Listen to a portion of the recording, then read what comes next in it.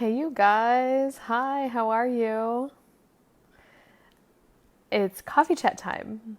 And for any of you that might be watching for the first time, hi, I'm Catherine Oster. I am a certified facilitator with Access Consciousness. And Access Consciousness is this whole set of tools that you can use easily every day to empower yourself to change whatever it is you'd like to change in your life. Hey, I've got some viewers. Tell me where you're from in the comments. I can't see who's here unless you type something, and I would really like to know. And if you've typed something and I can't see it, it means I'm not getting comments today. Facebook Live has just been really interesting. Okay, well, I'm just gonna give you a minute update of my life while I wait for a few more people to join. This is my new favorite drink. They are called Ahas, and it's just carbonated water. And this is the peach and honey flavor, and it has a really good flavor. It's my new favorite drink. It has been really hot here. It's August 19th today, and it has been like 30 degrees. Really hot, which is great for farming, great for crops. I also grain farm with my husband and my brother-in-law and his wife. We have about 4,000 acres of cropland to harvest this year. Wheat, canola, most. And we have a little field of corn for the cows that we're getting this winter. And this weather is just really ripening and bringing on harvest fast, which we're really excited about because the last couple of harvests have not been this. In fact, Travis told me yesterday, on that day last year, August 18th, 2019, it was only 11 degrees.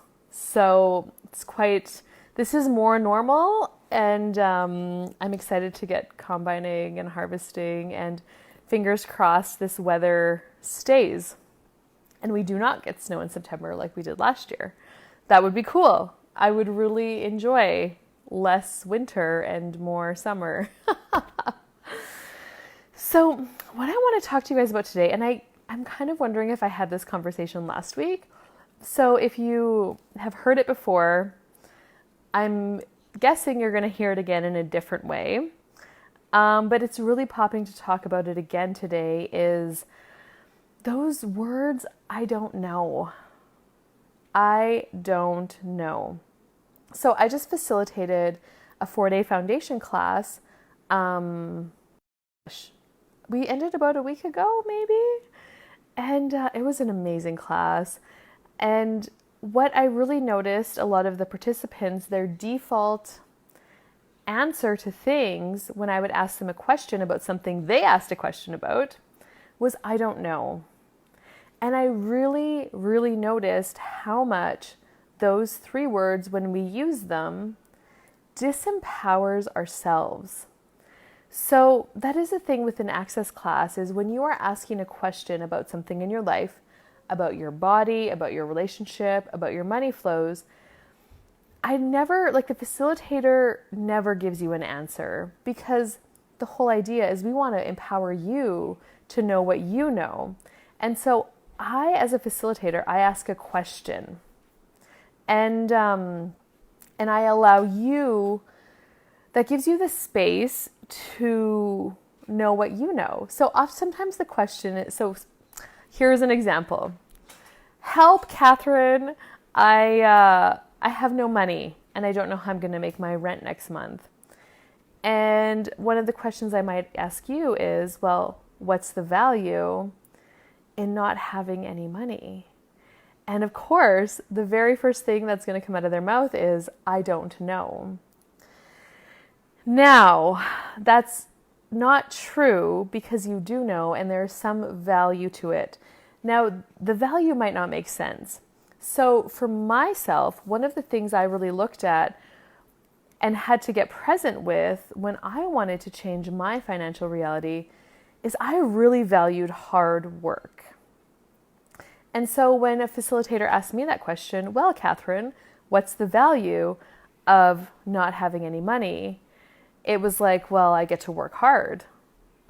Like that was, so the thing about is, I'm the space when I'm facilitating and in a class, I don't have any judgment of you or what you're choosing or the participants. And that allows a space for you to actually tap into what's true for you.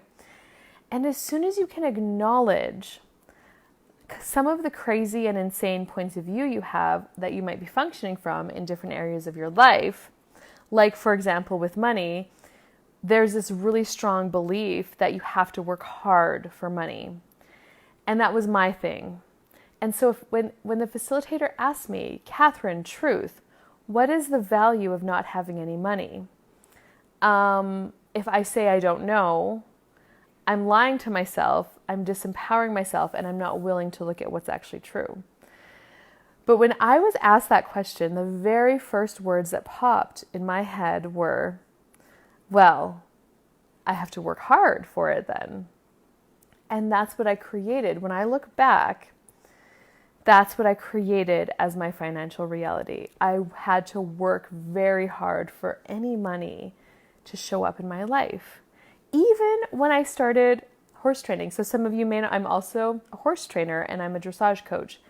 And in 2013, when I chose to not go back to work as an agronomist and fully employ myself as a horse trainer, I still had the point of view of I had to work hard for money. So even though I loved working with horses and training them, I had to make it really hard.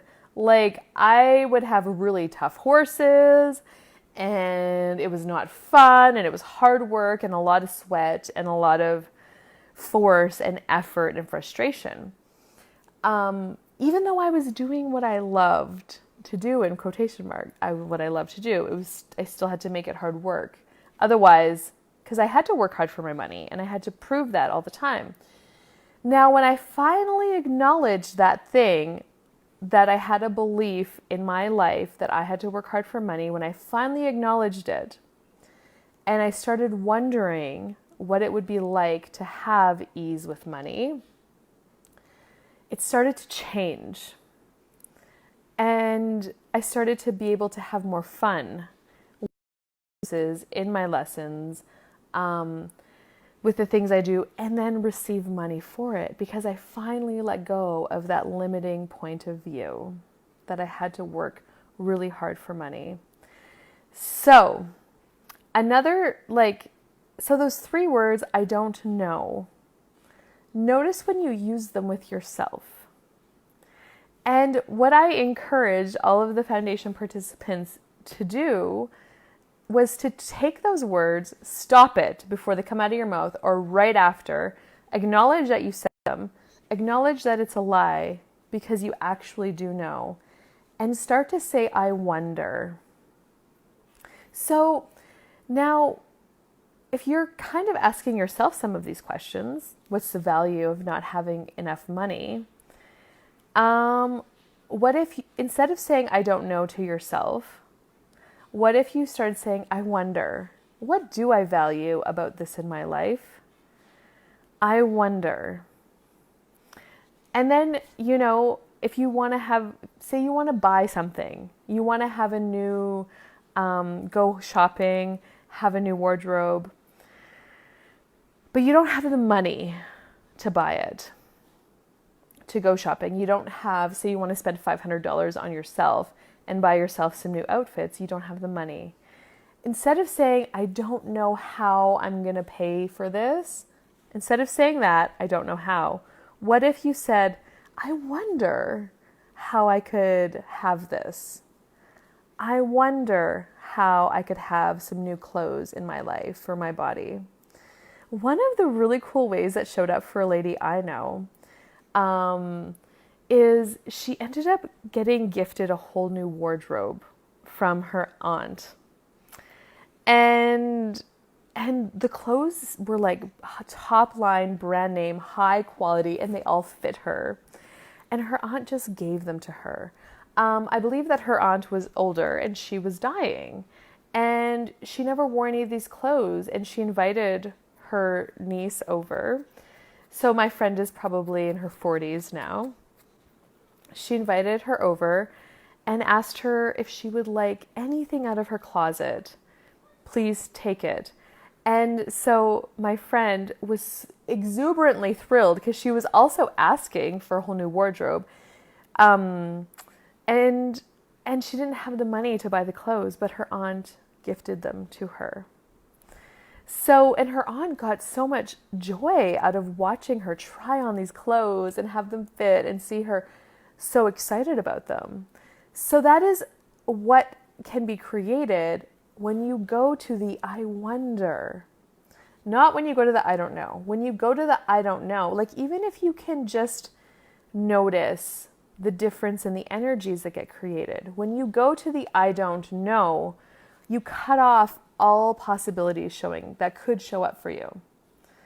When you go to the I wonder how I could have a new wardrobe, there's a couple of things. For one thing, you're empowering yourself, acknowledging that you do know, and I wonder how this could show up for me. And then the next thing is you are getting out of the judgment that you have to pay for the clothes. Because when we've decided that we need money to buy something, that's a total limitation. And it's not true because, as in my friend's case, they can show up a different way. So I wonder how I can change this. If you're feeling frustrated with your kids, say you have some teenagers and they're pushing your buttons and you're getting very frustrated with them, instead of saying, well, I don't know how to deal with them or I don't know how to change this, what if you just stop and say, I wonder how I could change this.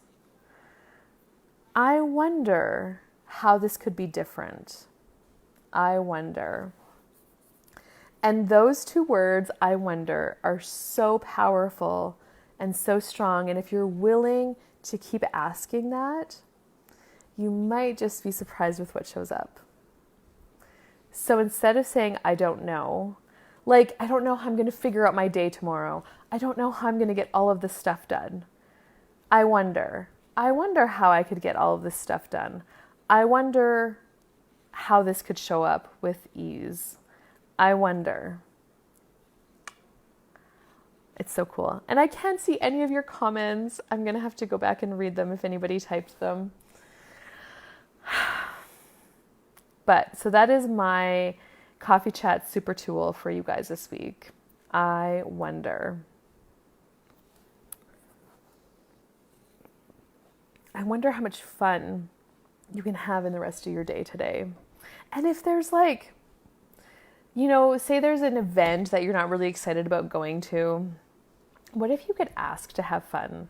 Like, I wonder how much fun I could actually have tonight. You just never know. Okay.